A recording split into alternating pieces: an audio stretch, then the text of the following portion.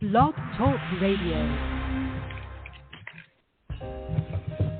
Live from Washington, D.C., it's Quintessential Listening, Poetry Online Radio. QLPOR, as it's widely known, features a bevy of poets, spoken word artists, and live poetry readings with best-selling authors. Your host is Dr. Michael Anthony Ingram. Good evening, everyone. Welcome to the program. My special guest tonight is acclaimed and internationally recognized poet and spoken word artist, Diana Benskin. Diana, welcome to the program. Thank you for having me. All right. Well, let's begin this poetic journey. Diana, what is poetry? To me, poetry is an art, and the material used, real or fictitious, is used to tell a story, while at the same time you try to reflect social realities. Tell me more about the social realities. Break that down for me. Social realities such as that are, for lack of a better word, endemic, pandemic, the racism, that exists among, especially toward my people. I'm an African woman, so okay. I see it firsthand. So the realities of some of my poetry reflect what I see and what I have experienced myself. Okay. I like that definition. Read it to me again, please. Okay. Poetry is an art, and the material used, real or fictitious, is used to tell a story, while at the same time reflecting social realities. Used to tell a story, real or fictitious. And that's true. So based on what you know about the world, based on what you know about poetry, why is it important? Poetry is important.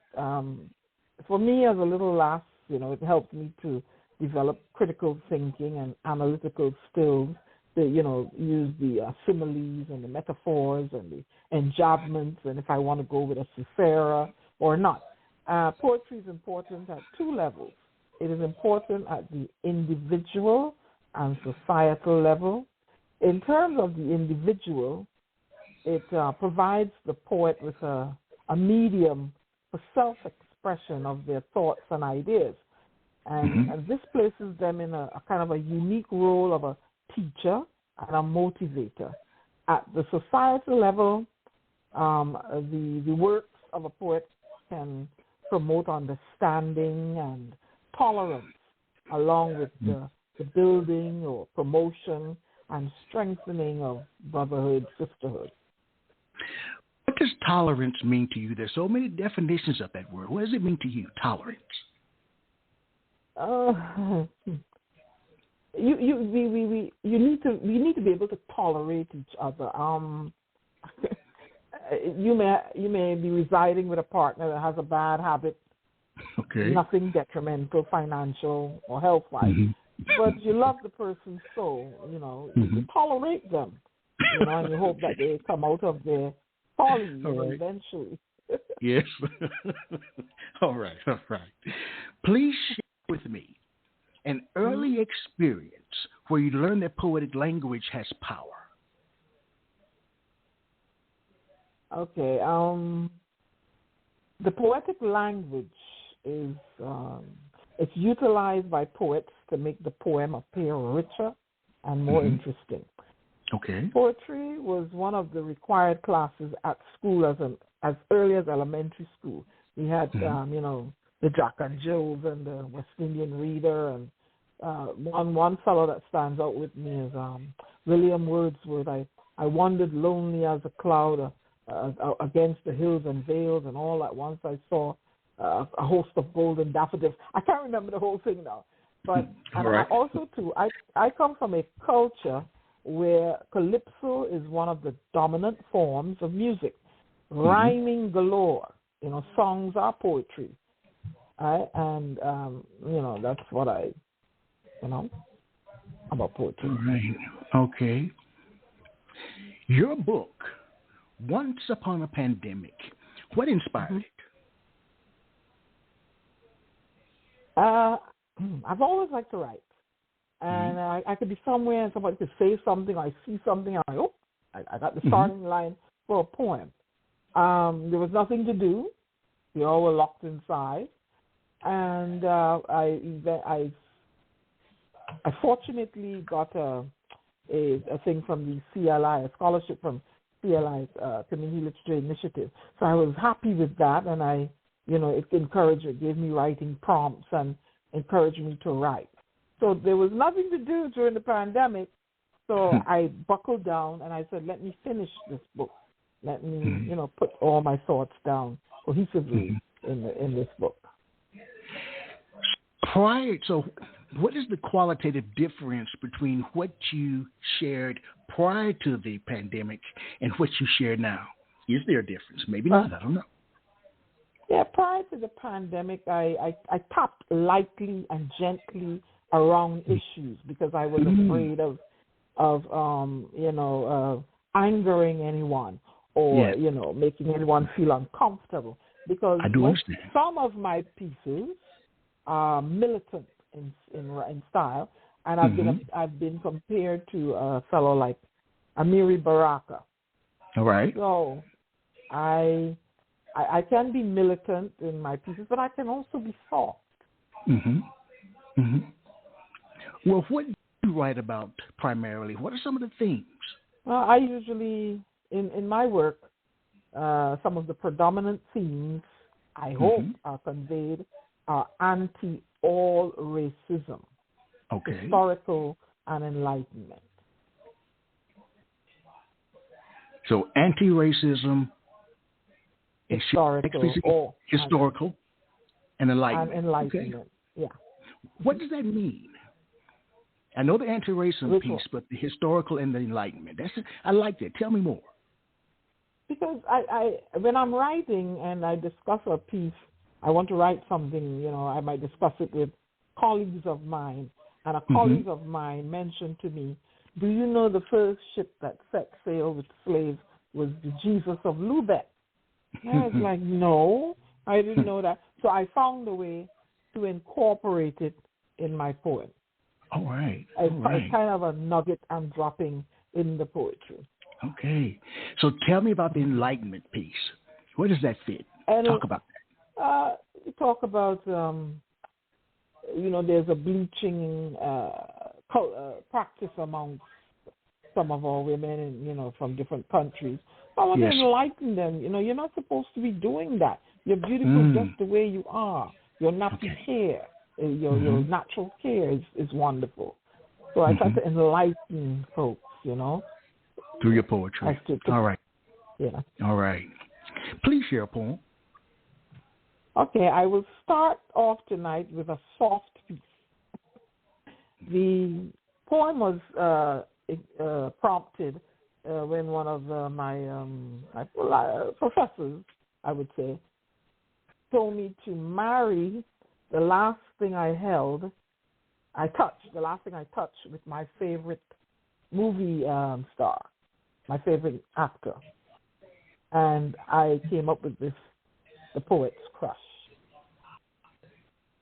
Long, lean, and smooth, I yearn for our moments together so much.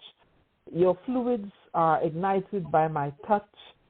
You possess the ability to capture my every thought that begins in my imagination so that I may record them for the present and future generations. Black as coal is the fluid that flows from your singular orifice as I hold you snugly with a closed fist. I am holding you today, tomorrow to hold you again I just may, unless I've misplaced you. I will continue to hold you. That is easy to do. Your perpetual erect state, purposely designed ergonomically for you to deposit your fluids on my blank slate. Whenever we are in close proximity, one touch, and together we create magic. We embark on a journey. Filled with ecstasy to a climatic end, on you I can always depend to help me convey my inner thoughts in a lyrical way. I pray of your fluids you never run dry, then a new you I will have to buy. Until then, with joy, my body will reverberate, continue to deposit your fluids on my blank slate. And peace. All right. May I ask who the actor is? Your favorite actor? Dennis Haysbert. Okay. All right. So can I ask you a question? Of course you can. I ask you a question? What do you think I wrote about? You talked about blank slate. So I assumed you were writing about the fact that, this is just my interpretation, that when two people come together, you start over and you, I guess, release past issues and you grow together through the blood. Now, correct me if I'm wrong, but then that was my interpretation. I don't know. Tell me. Okay, well, I was actually writing about a black ballpoint pen. Oh, but wait a minute. You said that you were asked to write about the last thing you touched and your favorite actor. That is what you said. I married them. So I married his qualities with the book. I fooled you, didn't I? Yes, you did. So you got to say it again. I wasn't ready. I was just settling in. Come on, Dr. Ingram. Share it again now. You want me to perform it again? Yes. Okay. I rarely have people ask me questions, and I don't like getting them wrong. Sorry. So he talked about a pen, and then I'm talking about the blood and all that stuff. Say it again, please. Okay. Long, lean, and smooth, I yearn for our moments together so much. Your fluids are ignited by my touch. You possess this ability to capture my every thought that begins in my imagination, so that I may record them for the present and future generations. Black as coal is the fluid that flows from your singular orifice as I hold you snugly with a closed fist. I'm holding you today, tomorrow to hold you again. I just may, unless I've misplaced you. I will continue to hold you. That is so easy to do. Your perpetual erect state, purposely designed ergonomically for you to deposit your fluids on my blank slate. Whenever we are in close proximity, one touch and together we create magic. We embark on a journey filled with ecstasy to a climatic end. On you I can always depend to help me convey my inner thoughts in a lyrical way. Pray of your fluids you never run dry. Then a new you I will have to buy. Until then, with joy, my body will reverberate as you continue to deposit your fluids on my blank slate. Oh, that's not the poem you read the first time. That is not the poem you read the first time. Because the first time, it was about a blank slate, two of y'all coming together in the blood. Well, I'm glad you interpreted that way, so I threw you for a loop. So. You got me. Good prophecy and dialogue. Of course, you'll never be invited back, but that's okay. Oh, no. Oh, I might be kidding. I don't know. All right. Thank you. You're welcome. Thank you. I was feeling kind of low, so that brought my spirits back up. Thank you. I needed to laugh. All right. All right. So when you decided to publish your book, how did you go about selecting the poems? What did you do? How did you select them? I tried to select things that have an endemic issue or a pandemic issue attached to them. You know, the global warming issue, the judicial killings of African Americans, all that kind of stuff. I try to write on things that I saw that were endemic and pandemic and, is affecting society. I did some jovial pieces. I have some militant pieces, and I have some soft pieces. Okay. All right. Please share another piece. Okay. I am going to share this one. Okay. It's called, there's a syndrome. Have you heard the saying, angry black woman? Yes. Okay. So I sat and I was an angry black woman. Why should I be angry? What makes me angry? You know? And so I'm going to perform it the way I do it when I'm on stage. All right. Fantastic. I'm not angry. In a world that particularly doesn't like me, where in your state of white fragility, I am forced to get sassy because rage is too risky, and I am met with scrutiny if I dare to speak loudly.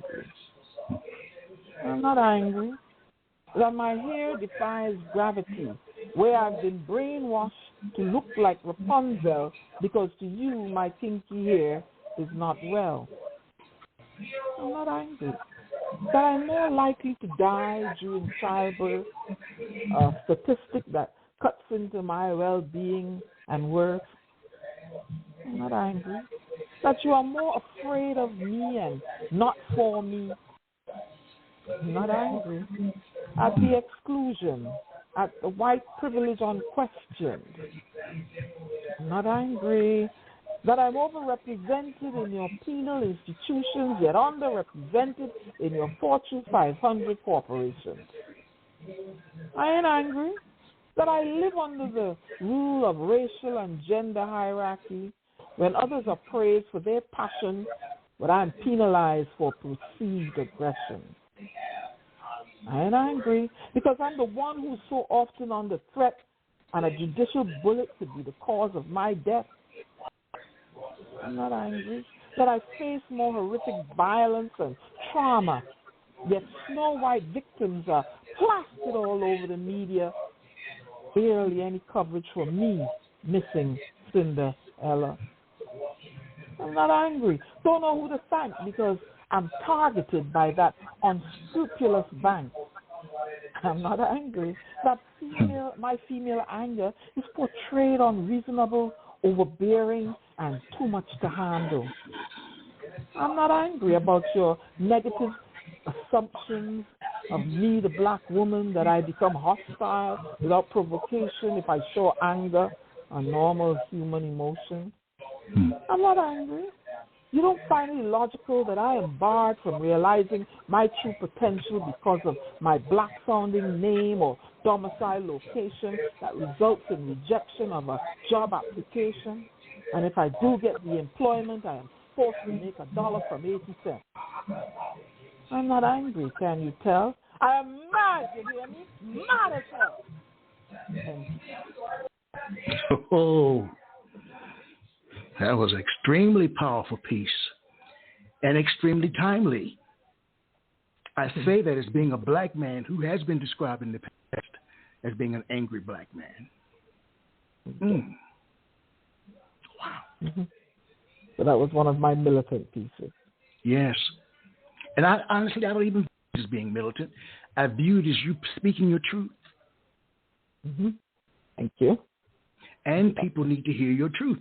You hear theirs and validate theirs. They need to hear yours and validate yours.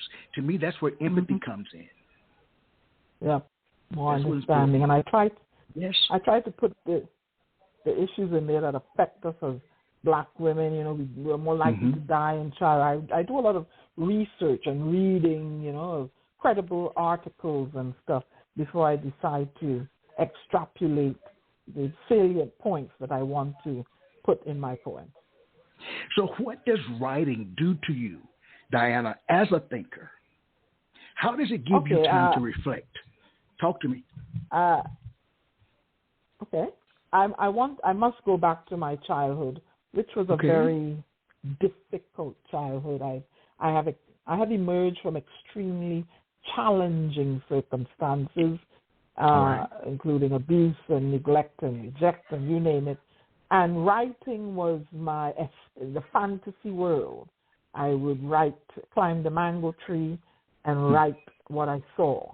I had a little book of poetry that I used the paper bag, the paper bag that you bring groceries in, that kind of paper. Yes. And I made a little binder, but it was burnt because the person in the household had no appreciation for me and my works and stuff like that. So writing, I like to write. Okay. I came to the United States of America with a dream in my heart. I wanted to be a journalist. I want to be a TV broadcaster, but I was told that the world isn't ready for my accent. Oh, wow. Mm. So where do you hail from, Diana? Originally, I was born in the Twin Republic of Trinidad and Tobago in a village called Page. I grew up in the environs. I was sent back to Barbados to my parents' homeland to be raised with my maternal grandmother after my mother abandoned me in a box.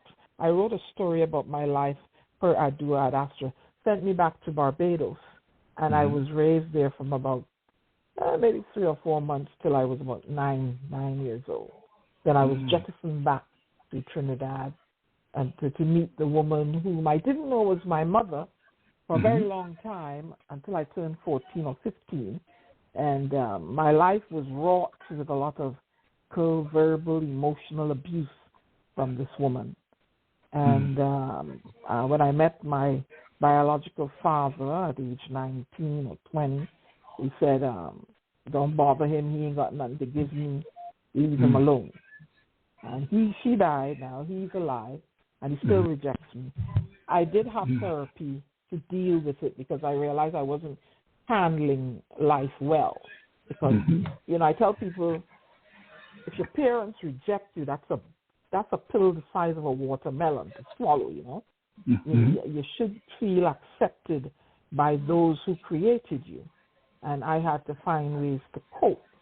I still find ways to cope. It's, I've been diagnosed with PTSD, and I sing karaoke or I write whenever my brain is going down that road because you can't shut your brain off, So I write, I read, I karaoke to take my brain off that highway to go into a moody, depressive state. Yeah, wow.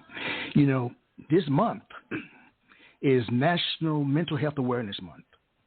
And one of the causes that on this particular podcast that we champion is mental health awareness. And we have a program coming up at the end of the month that touches on that topic. So therapy, whatever it takes to assist you on your journey and help you find a sense of harmony and peace, I believe, is critically important. And those around you, there's some people are, you're going down that road again, forget that now. But sometimes I try to explain to persons that live with PTSD, you don't tell your brain to go there. It's in your ego and your id and your superego, those personalities that are on the subconscious.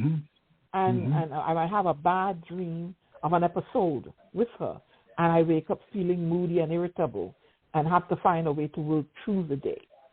Wow. Sometimes it's very difficult to do because I wean myself off the medications because they make you put weight on. So I try to find practical ways to cope. As someone who also deals with PTSD and depression and a bunch of other things, I've been working on a book for the last 15 years, and the title is How to Cope When Your Mind Does Not Love You. That sounds like a nice poem. It does, doesn't it? I might need to write it. Yeah. Because if your mind is not for you and is against you, it seems, it's a very tough way to live. Yeah. And Diana? I tell people, yes, go ahead, sir. No, please, talk to me. I tell people, don't dismiss a person, telling you, well, I don't feel well today. That because I worked in corporate America for a long time, Yes. And I had bad days because I had bad nights. Mm-hmm. But the managers you work with, they didn't care. They just saw you as combative. Yes. And I wasn't trying to be combative.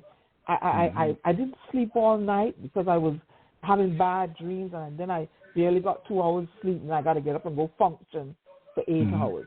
Impossible to do. And then you're harping down my neck. So people need to manage persons and their illness. And even in relationships, people get tired of you. You know, and they don't know how to deal with you. So, please share a poem. Please share a poem, definitely. So I'm going to share a jovial piece,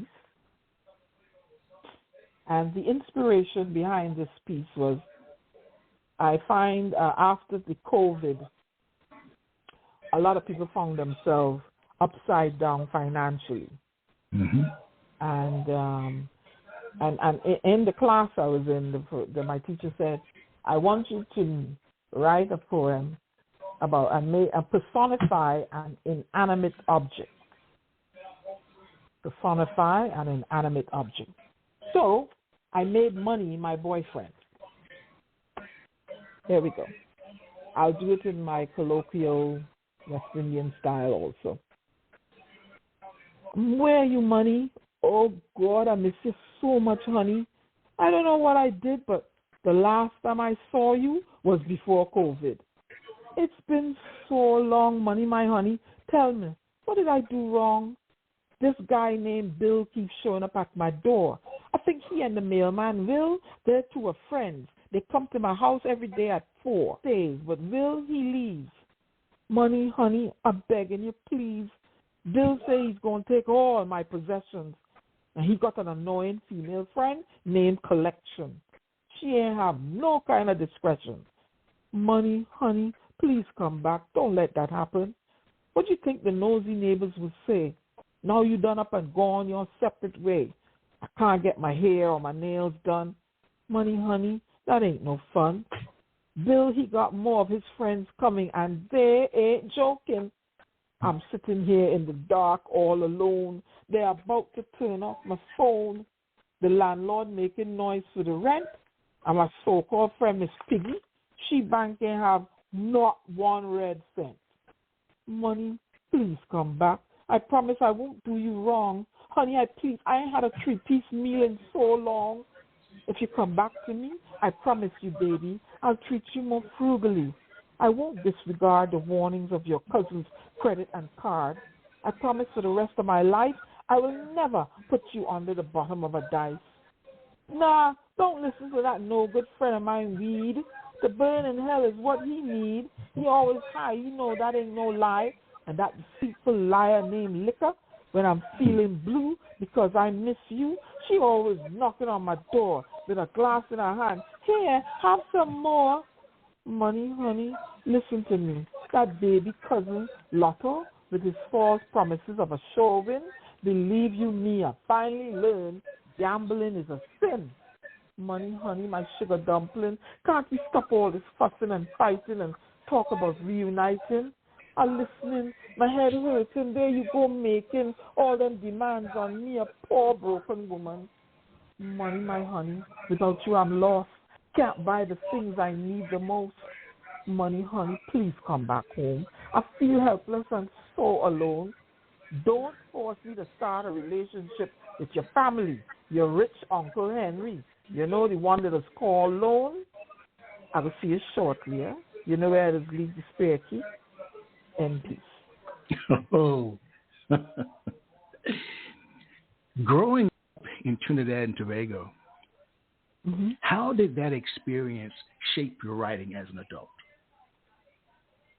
That's a very nice question. Well, we have some prominent writers like Paul, Samuel Selvon, George Lamming, you know, and I was exposed to their literature at an early age, and I love to read. I have a cousin of mine now. She tells me when I was young and I'd go visit her, I would have 3 books at a time trying to read them all at once. And I thank my maternal uncle for that. It's like he knew I would only be with him a short while, and he was a teacher, and he instilled in me the love of reading, the love of speaking, to speak properly, good mannerisms and stuff, which I still carry with me today. So I love reading, and I think that's what, and I like to write, and that's what got me to where I'm at today. You beat me to my question. I usually ask, all great writers have great writing influences. Who are some of yours, and what makes them great in your eyes? Is there anyone else out there that you view as a writing influence? Poets? Of course, I cannot go without mentioning Maya Angelou. All right. Khalil, her style, her rhyming style, and she always has a message in there for you. There's a guy called Gil Scott-Heron. Yes. He has a kind of a revolutionary, kind of way about him. And Khalil Gibran, Nikki Giovanni, Langston Hughes, Phyllis Wheatley. All right. We're going to take a brief break. But there's a question I'd like you to answer when we return. I'll share it with you now. Okay. Is a poem letting your guard down or building a wall? Okay. We'll be right back.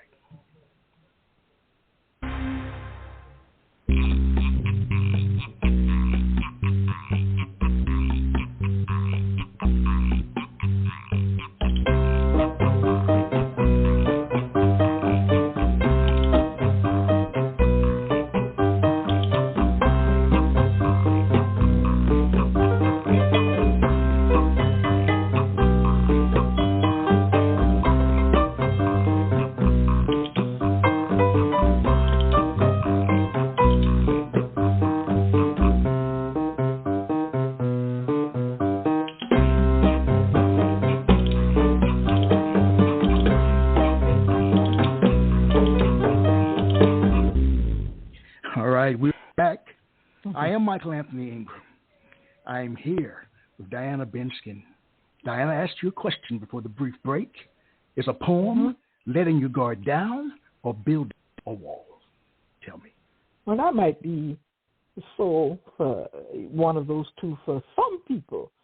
In instances for me, yes, it places me in a vulnerable position where I have to talk about a sensitive subject. But I don't call it letting my guard down.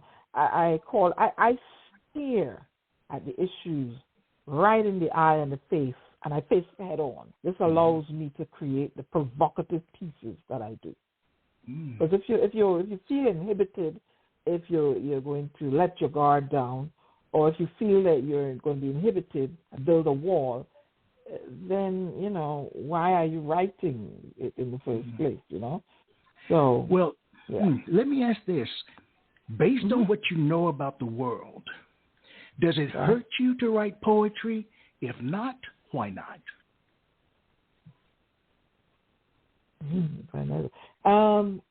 Depending on the topic, the issue. Okay. Like there's a piece I wrote about bleaching. It hurts me that I have to find a way to convey to my sisters and brothers that are bleaching their skin. That's not the right thing to do. Why are you doing that? And it hurts me that I have to mention my, locks, my natural hair, because sometimes, now, they're more accepting of it, but in the past, you felt brainwashed as though you had to look like Rapunzel. Yes. Yep. Would you share the poem about bleaching or one of the others where you address some of these issues? I'd love that. Okay, I have it tagged, but where exactly is it tagged? That's okay. We will, yes. Skin bleaching. Right. Let me look in my what you call it, and see where I put it. I have it tagged, but That's okay. Take your time. Skin bleaching. I'm really enjoying talking to you. I like your spirit. I like your way of being. I mean, very impressive. Okay. Thank you very much, sir. It's number 16, and here we go. Skin bleaching. Hey there, sister, brother. You with the complexion, coffee, chocolate, and mocha. Didn't anyone ever tell you? You're a beautiful sight to see, a distracting Aphrodite, a Nubian beauty made for the world to see. No need to bleach your skin. Those darker shades, they protect you from within. Bleaching is for clothes, not for those who God has blessed with skin that sparkles, made to be kissed and caressed. Hey there, sister, I'm here to tell you the benefits of the darker skin color. The hole in the ozone layer makes the sun burn hotter. Hey there, sister, brother, don't you know your skin color, chocolate, coffee, mocha, is your protector? The inner dermis, those damaging rays cannot reach. But if you continue to bleach, your coffee, chocolate, and mocha will become weaker, and you, my sister, can be thicker. I'm here to tell you, love your skin color, chocolate, coffee, mocha. You're spectacular, just the way you are. Hey there, sister, brother, please stop the bleaching, won't you? And peace. Wow. Such an important topic. So, Diana, how would you classify your ability to write poetry as a creative gift or a creative art? What was the first one? As a creative gift or an art? Yes. Gift or art? I believe it's a combination of both. Okay. Because I said I've been writing since I was small, and I used it as a safe place to go to. But when you're writing now, you know, to get it to rhyme and to get the message in there and to keep the bars and the rhythm going, and you know, that's where the art is. You know. So for me, it's a combination of both. Wow. You know, I know that you've been acclaimed in the spoken word world. Tell me about those experiences. How are they different, I guess, from, I won't say regular poetry, but they are different because I'm a spoken word artist myself. How do you interact in that world? Well, I tend to gauge, if I'm invited to an open mic, I go with my book and all, you know, everything, and I gauge the performances. I remember one time I heard about the Norwegian Poets Cafe in Manhattan. Yes. And I went there. I said, okay, well, let me go before the pandemic, and it was around when it was near election time coming up, so they wanted your vote. So I was inspired to write a piece, Your Golden Ballot, and I went up there. I said, let me go perform this, and I was well received. Right. I came in second. Right. And that was a feat, you know, Norwegian Poets Cafe, to conquer there and to be so high up. The young man that got the prize, he used some profanity in his pieces, so you know. Yes. But I'm not one for profanity. Okay. Wow. You know, there is so much happening in our world. There's the good, the bad, the ugly, as well as the indifferent. So what do you view as being the role of a poet in modern day society? I believe the poet's role in society is to capture the pulse of current issues, bring awareness and clarity in an effort to promote understanding, goodwill, and peace. And you're recording them for future generations. So, you know, in the event, you know, they pick up your book. Well, this was going on in 2019, 2020, you know? So that's what I think my role as a poet is. But I need to ask, does anybody really want understanding and peace? sometimes I don't know. I just don't know. Yeah, I believe there's some, not everybody. Can't say does anybody want. I believe there are some of us who want understanding and peace, because we have seen historically the different wars that were fought and the outcome of those wars and conflicts. So why are we going to go down that road again when we know what happens, right? So I believe there are some people in the world want understanding and peace. Yeah, I agree. Please share a poem. Sure.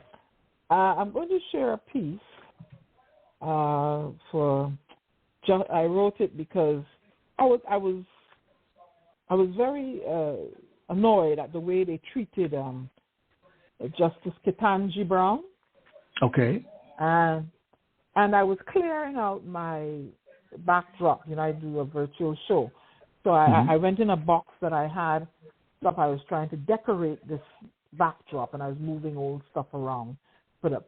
And in my box, I came across a plethora of films and books and stuff that I may have read over the time or were gifted to me, and and it prompted me,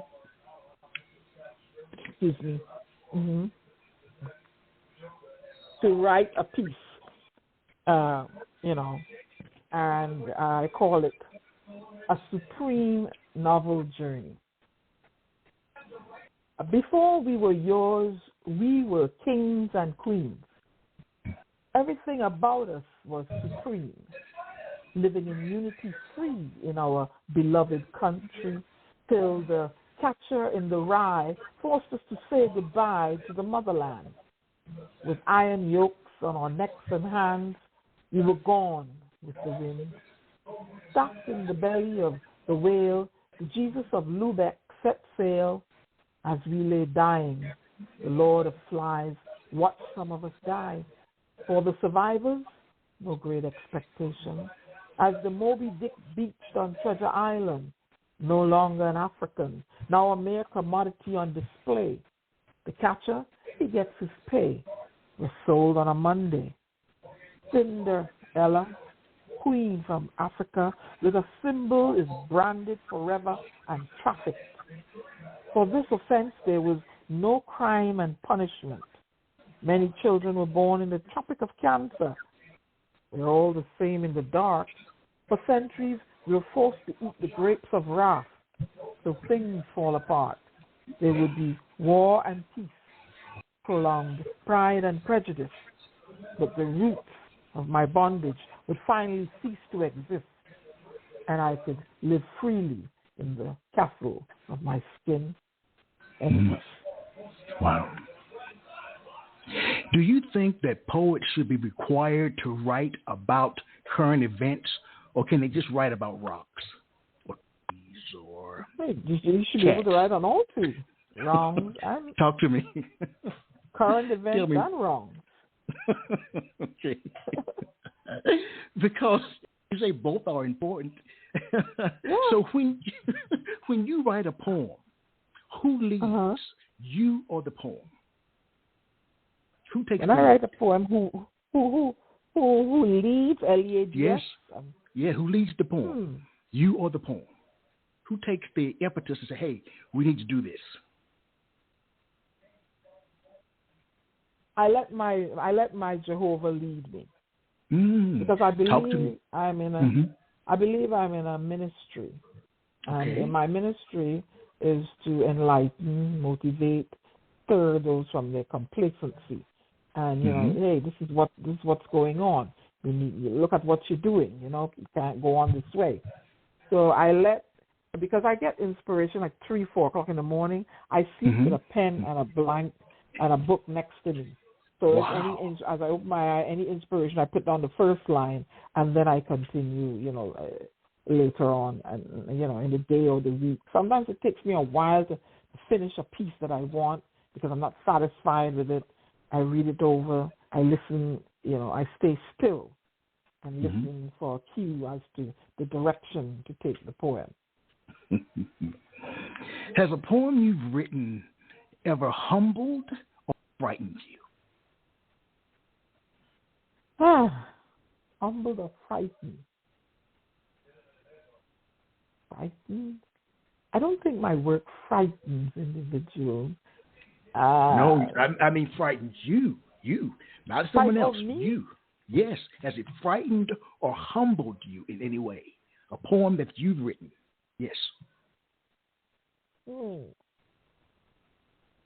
Frightened me. Or humbled. I humbled. I'm torn between the two because I'm inclined to say that it does both. Some of them do both. Okay, right. You know, I have to write this here because why? And then when I see the outcome and the response to it, I am humbled. Okay. So you see, it might be both for me. All right.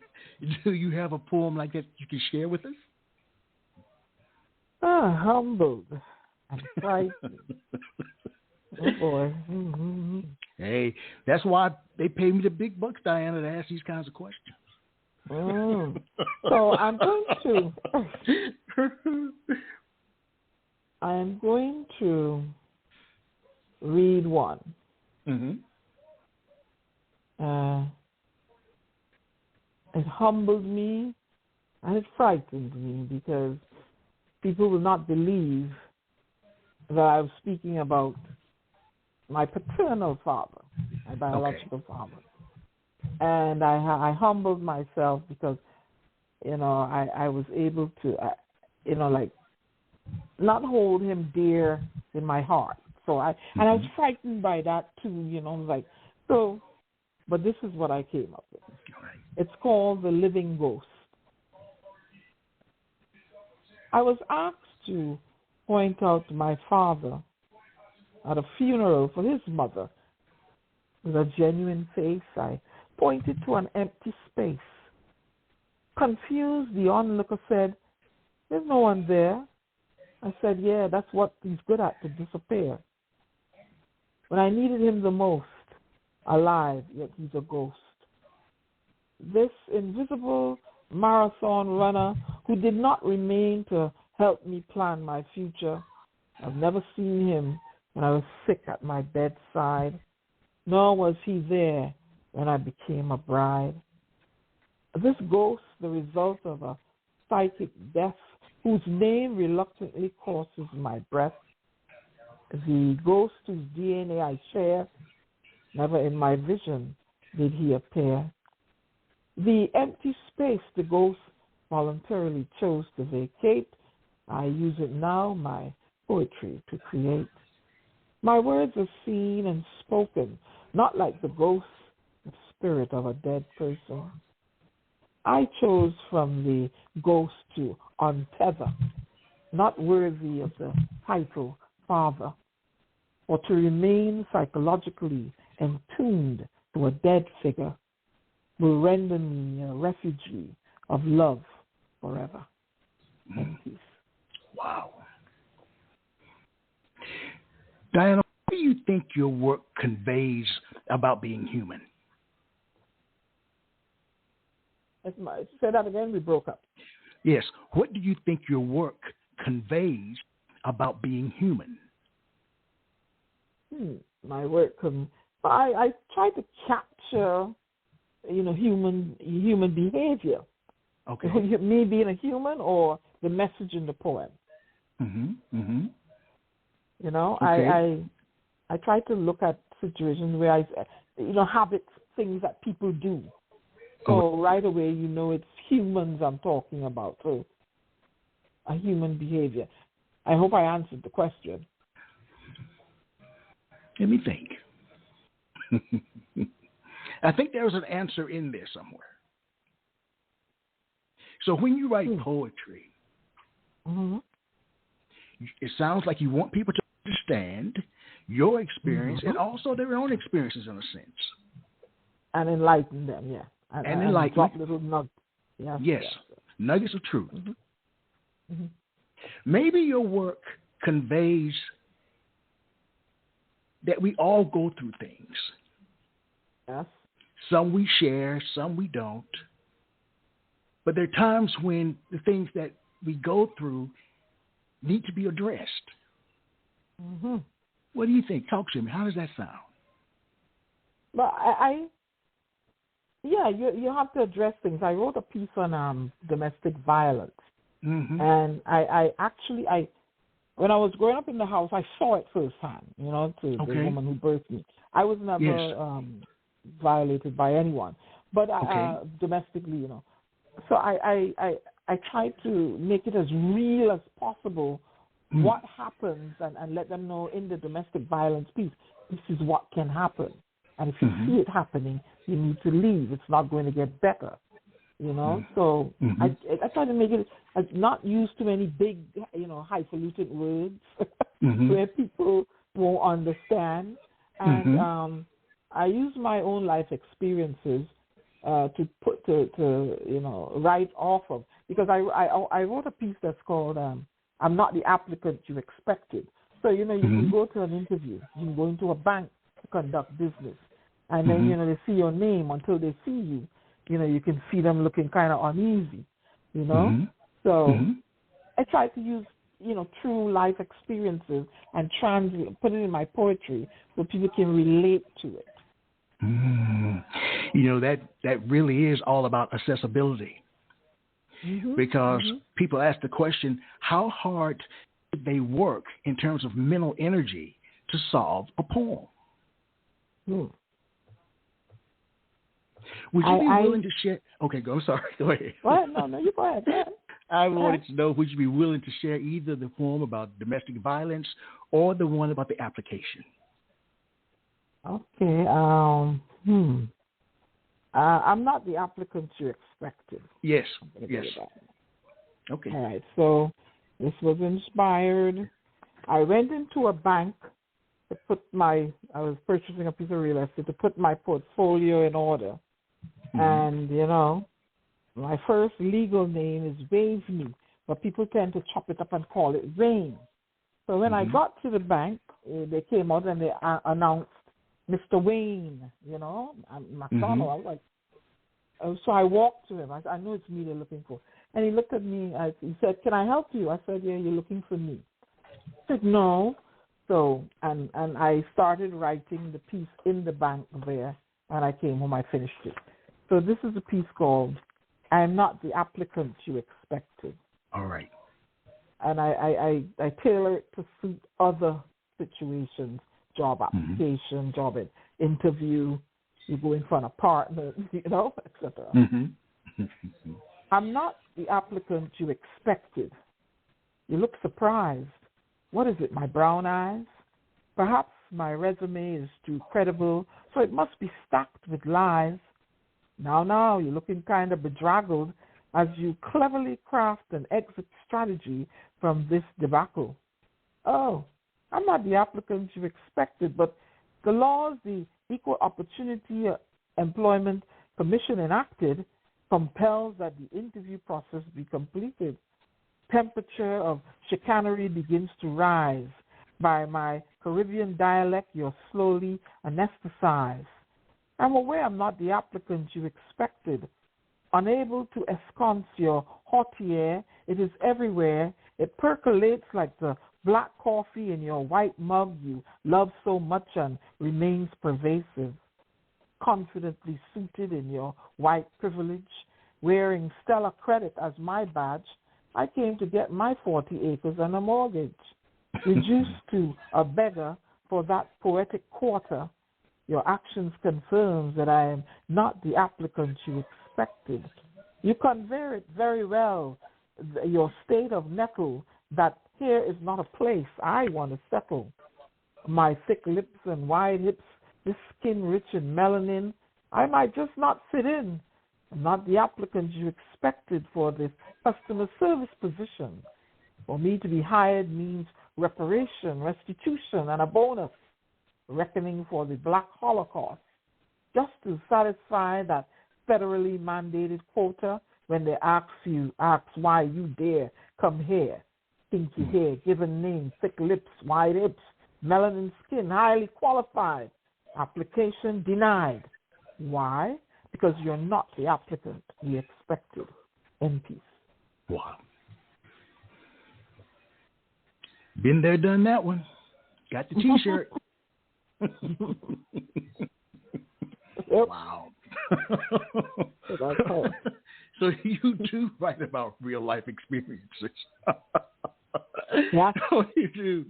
So what I'd like to know is, when we think about poets, what do you think makes poets different from other people? The way you write, the way you perform, because I know a good poet in my birth land of Trinidad and Tobago. I like his work, but he's very soft spoken and monotonal and kind of boring when he does his pieces. So I said, try to get him out of that, and he really does write good pieces, but he's not dramatic as me. I was asked by some of my classmates, they wanted me to read their poetry for them. I said, well, you're going to pay me a fee? So I think your style, the way if you use enjambments, the way you perform. And some of them I might have put my colloquial dialogue in there to relate depending on the crowd I'm performing for. So again, I think that makes you. All right.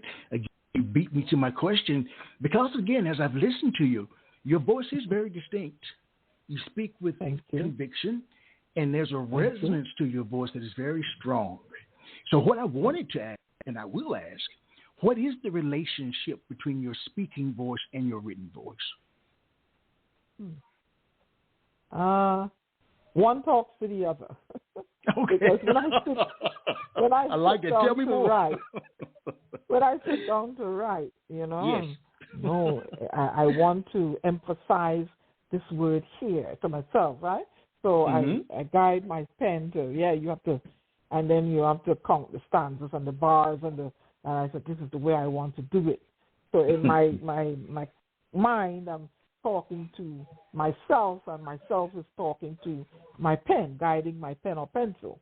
And so we all talk to one another to come up with my pieces. Okay. Please share with me the titles of 5 of the poems in your book. Okay. Titles of Once Upon a Pandemic. Titles, 5 titles. I'm going to, if I could get it open here.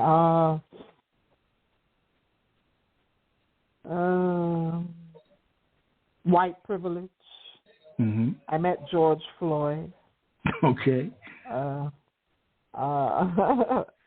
Once Seedling to Sail. Portobello Road. Jesus was an unarmed black man too. My question is, Diana, what role should a title play in a poem? What do you consider when you're titling a poem? Well, it would entice the reader to like, oh, what? Jesus was an unarmed black man too. I need to go in here and delve in. Right. And you're right. Your titles are quite striking. So for your book, is there a particular audience in mind when you write? An ideal reader or listener? I would like my book to be incorporated in the school diaspora up and down the Caribbean, and I'm trying to make plans next year to go to South Africa. I bumped accidentally and by luck. I sat next to, I think he's the president of the South Africa Business Chamber of Commerce. Wow. And he has mentioned to me an interest in taking my book to South Africa. So I've written where little children, I have some pieces, little children can perform, adults. So I want it up and down the Caribbean diaspora and Africa area. I asked you the macro question. What makes poets different from others? Now for you, what do you think makes you different from other poets? Other than we're just all different. Go ahead, I'm sorry. I'm the onyx wave. And I have a unique way of capturing things and put it in a satirical way. I can poke satire, at things too. And my speaking voice. Yes. People are drawn in by my accent. So all those things make me different. Yeah. Mm. We've reached a part of the program that I view as being my favorite part. I view it as being a mini poetry concert. This is an opportunity for you to share 3 of your works back to back, no interruptions from me. All right. Diana, you're on the stage. Mm-hmm. Okay. Not today. Cat calls, rubbing your balls. Better look where you're walking, or you may fall in a ditch. Did I just hear you call me a bitch? What a shame. That is not my name. First date and you're late. Eyes focus on my chest. Damn, thickness, you're fine. Like this glass of wine. Feels like I am on the menu with your behavior. This meal you'll never savor. In the crowded elevator, you pinch my backside and breathe your carbon dioxide that travels down my spine, makes me clench my teeth and grind. Sitting on a train, looking out the wet window pane, from the corner of my eye, you invade my serenity with an unwelcome hi. My nonverbal response clearly conveys goodbye. Your predator instincts make you think that you're entitled to treat me as prey. Not today. At the beach in my bikini, you had to hone in on me, half-naked fella, whose view of his toes on the earth is obstructed by his own girth. He offers to share his umbrella. I must remind him of Rihanna. Makes a carnal gesture to rub my skin, all the while with a devious grin. Offering me a drink from his glass, his eyes permanently fixed on my ass. Undressing me publicly, a favorite activity of the heterosexual male. With his cat calls, while rubbing his balls, look where you're walking, or you might fall in a ditch.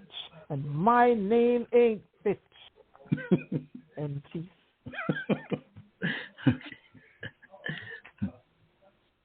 Okay. I'm going to do a piece on Mother Earth. Hello. Is anybody listening? Mother Earth is choking. She's dying. For centuries, mankind has been reaping and taking and not replacing.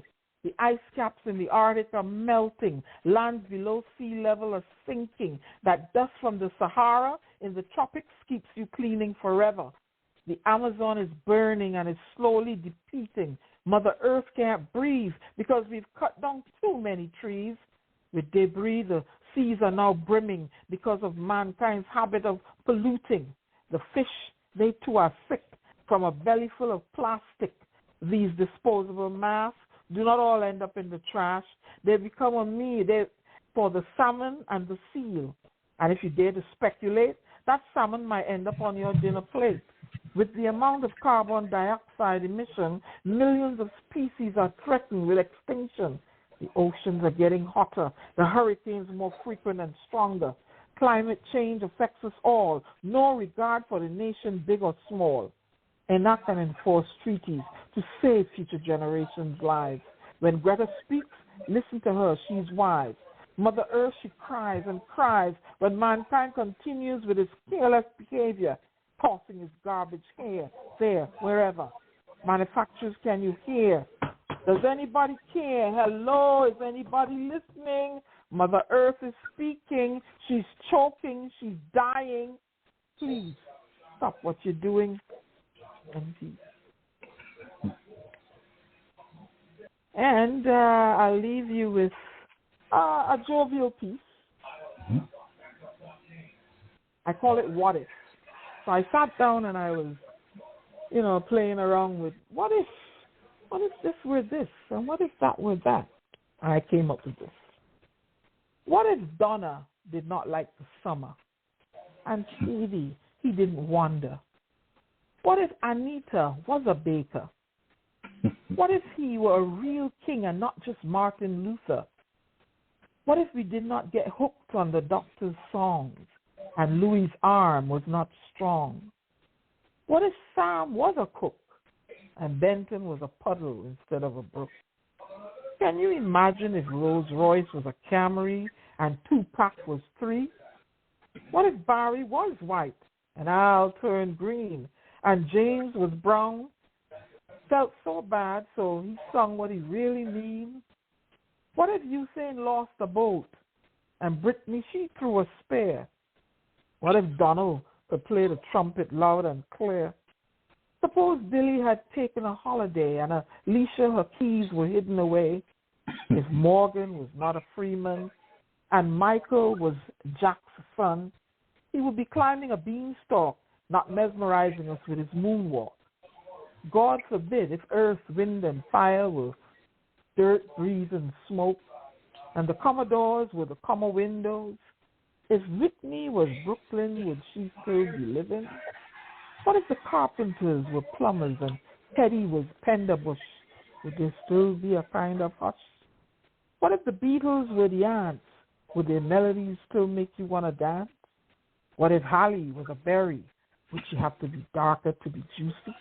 What if Black Ice was black water? Would you be thirsty for his rhymes and stanzas? If Prince's rain was purple, would you get wet when it drizzles? What if Malcolm was Z and Kanye went east and Medgar, well, he was never? What if Rosa had a car to park and Oprah was unable to talk? If Billie Jean was a queen and the group Queen was never heard or seen? What if Taylor was Swift? Then she would be a runner, not a gifted and talented singer. The Onyx Wave is trying to say history could have been written another way. And peace. Oh, thank you. Thank you. Thank you, Do you see yourself as more of a storyteller or wordsmith? Mm-hmm. Which one? A bit of both. A bit of both? A bit of both. Yeah. Tell me why. Tell me why. Because, I do my rhyming style and what I talk about, what's going on. And I don't do the sonnets and the classical type of poetry. I can do it if I try, I'm trying to do that now. But I'm more of a storyteller, a spoken word artist, and some poems in there, I'm a poet. Do you think you were meant to be a poet? I love music, and I've always displayed a propensity to be creative. Okay. The love of reading, as I said, was instilled and nurtured and encouraged in me from an early age by my maternal uncle. And if these are the fodder to raise a poet, then yes, I am the poet I was destined to be. What surprises you most, Diana, about being a poet / spoken word artist? What surprises you? Well, I don't want to sound vain. All right. What surprises me, I've been compared to the greats like Amiri, Danez Smith when I speak, Maya Angelou, Nina Simone. She was a piece of poet herself too. And I was afraid to release my work because I was like, ain't nobody want to hear your jumblings and your rantings and your rhyming. But when I did share it on social media, a very good colleague of mine, he said, yeah, go for it. Yeah, write more. So I continued, and a friend of mine, she invited me to a show, and I did 2 pieces, and I was well received, and someone told me whenever I'm performing, you can hear a pin drop. No one talks there. Everyone is joy. So I'm surprised at that and humbled by it also. All right. We've reached the end of our poetic journey. Already? Would you be willing to share one more of your pieces before we go? Okay. How much time do we have, Professor? Well, I plan to invite you back. It was a secret, but I plan to invite you back for part 2. So you can save some the next time if you're willing to come back.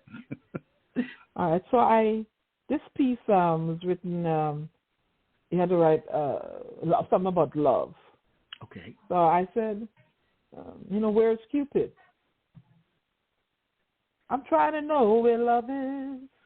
I want you to show me. I want to feel where love is. I know you can show me. Why doesn't Cupid know my name? Or did he shoot his arrow my way and crooked was his aim? When I was 20, I thought I found my Cupid, but he aimed his arrow at her, not me. I was stupid. Love, they say, you call you Valentine, but I hear you bewitching and can cast a spell on the mind. Love, are you warm and fuzzy? Do you make me feel weak and dizzy? Are you hidden on a menu or disguised in my favorite pair of shoes? Love, how will I know you? Did I swipe left when I should have swiped right? Did I pass you, Cupid, a stranger in the night? Feels like an eternity, and true love still evades me. To meet you, Cupid, I've become slated. I'm convinced he does not exist for me, and maybe he lost his way when I was 20. Finding love has always been a puzzle. Try to navigate it now wearing this muzzle and standing 6 feet apart. How is Cupid's arrow supposed to pierce a heart? To find love, you could end up being sick. Cupid out there mingling with others during a pandemic, then bringing his spent arrow like a needle to vaccinate, aiming for your heart to inoculate with antibodies of love potion number 9. Injected with COVID vaccine, maybe my true love I'll find. I'm so in love with you. Whatever you want to do is all right with me. And peace. Oh, Diana, writers and poets write for a myriad of reasons. Some write primarily to speak a message to their audience. Others write because staying silent is not an option. How do you write? Staying silent is not an option. All right. Mm-hmm. Where can people find your book? You can Diana Benskin Books at gmail.com. Or you can send me a friend request on Facebook and on Instagram. Diana Benskin, and I will respond. I'm trying to get a website up now and have all my books there, and you can go in and tailor, and I'll put it out there. But for now, you can Diana Benskin Books at gmail.com or inbox me on Facebook, and I will respond gladly. All right. I also have one available on Amazon, Per Ardua ad Astra right now, Through Difficulty to Success.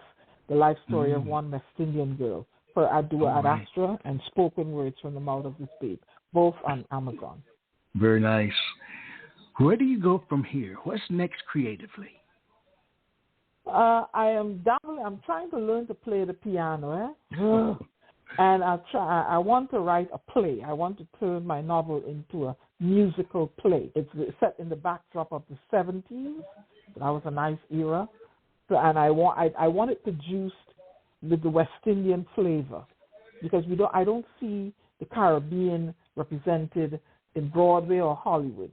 So I would like someone to contact me and turn Per Ardua ad Astra into a play or a movie. It's a harrowing story. It's about my life, and I may not have been sitting here talking to you today once you've read Per Ardua ad Astra. Well, I want to thank you for joining me. It's been an absolute pleasure to listen to your work and our conversation. You write exceptionally well. You're extremely creative. And I don't say things to say them because I'm too old to lie. You write exceptionally well, and I really enjoy the way that you blend words. That last piece you did, that you Whitney Houston and Michael Jackson, that was out of this world. Thank you, Dr. Ingram. Thank you. And if you ever have a show in this area, maybe even New Jersey, let me know. I'd love to come and watch you in action. Okay. Thank you, Dr. Ingram. I'll hold you to that. All right. Then, any words from you before we? Well, it was my absolute pleasure, and I'm humbled that I've joining. You're number 388 poet on the program. So at least I'm 400. I'm high up on the list, and I look forward to interacting with you and your audience on a regular basis and again. All right. Thank you so much. All right then, everyone. Diana Benskin. You remember her name? Oh, she's going far. I know it. We're going to claim it. All right. As I share with you every time we're together, let poetry ring somewhere throughout the land. Good night, Diana. Good night, everybody. Good night, Dr. Ingram. Quintessential Listening, Poetry Online Radio, is available on iTunes, Spotify, SoundCloud, and Stitcher. You can also check out the website at QLPOR.com.